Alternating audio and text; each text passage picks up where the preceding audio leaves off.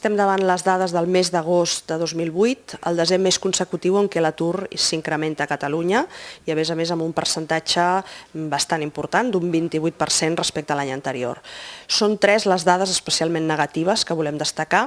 A Catalunya representa el 19,5% del que s'ha generat a tot l'estat espanyol aquest mes d'agost.